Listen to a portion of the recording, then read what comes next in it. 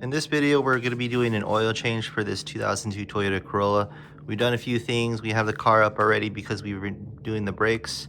But this is what we have here.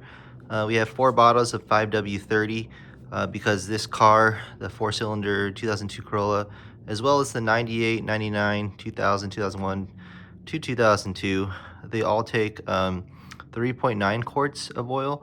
So all we need is these 4. They all use 5W30 unless you choose to use a different viscosity based on where you live. And this is the oil filter we'll be using today. It's built for synthetics. It's like the Wix XP filter. You can get any filter you want, just whatever's your preference, but this is the one that will fit on the car. And you know, all we need to do is just drain the fluid and then put back the drain plug with a fresh crush washer, and we'll just put the oil filter back and put the oil in. It's a pretty simple process, and I'll show you guys how to do that.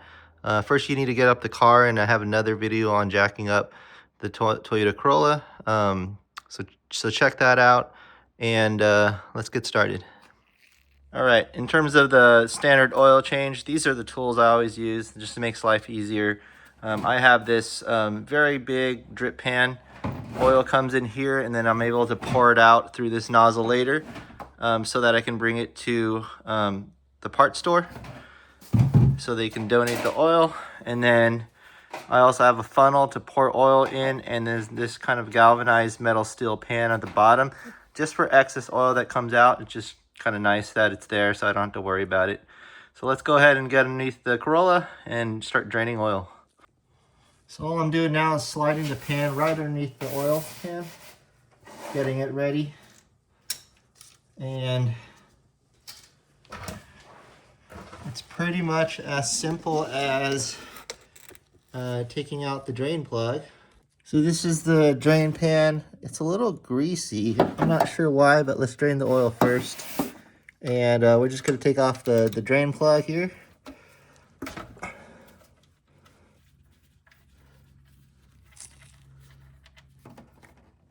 You can see the oil coming out, and you see my hands filled with oil at this point. I'm just going to go ahead and put it down.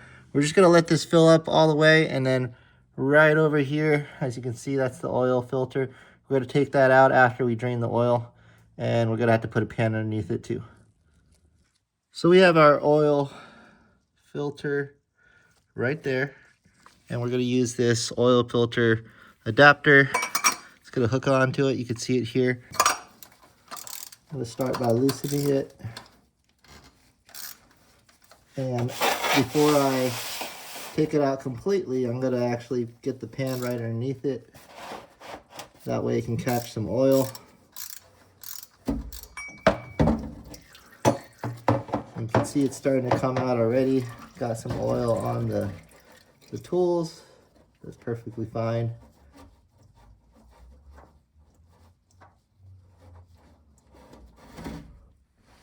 And we're just going to let it drip into this pan. So while the Corolla's oil pan is draining oil into our pan, we're going to prep everything. So this is the old drain plug that we're going to reuse. We just need to get rid of this washer. It's blue. It's the standard blue Toyota washer. And I'm going to grab the other one. We're just going to put it right on top. At this point, I'm just going to wipe down the entrance of the pan and just put back the drain plug. Just 1 second there. So this is the one. Just twisting it. There's just going to be a little bit of oil on the side, which is fine. We're just going to wipe it down. I'm just going to take a 14mm socket and just tighten it at this point. I'm just going to hand tighten it as best as I can. Just 1 turn. And if it needs to, I'll tighten it some more at a later time. And that's good enough for me. And we're going to go ahead and put the oil filter back on. So we've already added the drain plug back on the oil pan. So all we need to do is just prime the filter and then add it back. How we're going to do that is we're just going to wet the seal of this rubber gasket up top and just pour a little bit oil right inside, because this is a top mounted or bottom mounted oil filter, so it's okay to actually just pour oil inside. Sometimes when you have an oil filter that's coming from the side or one that's coming straight down, you can't really put oil in it, but for this one, since it's mounted in this direction, in this orientation, we can go ahead and pour a little bit of oil inside the oil filter.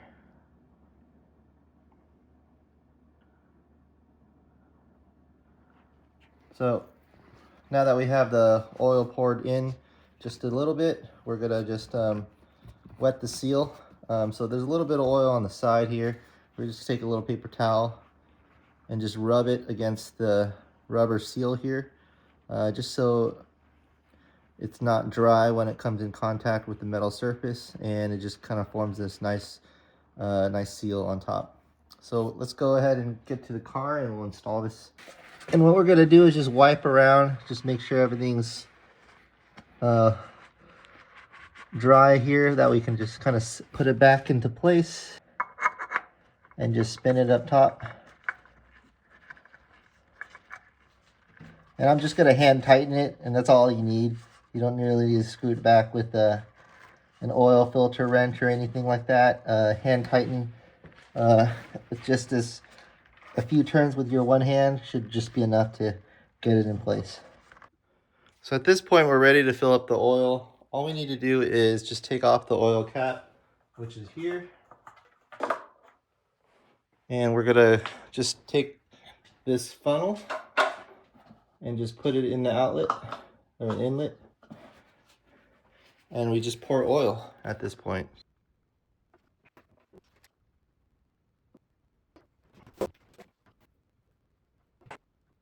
All right, so we're pretty much done with the oil change.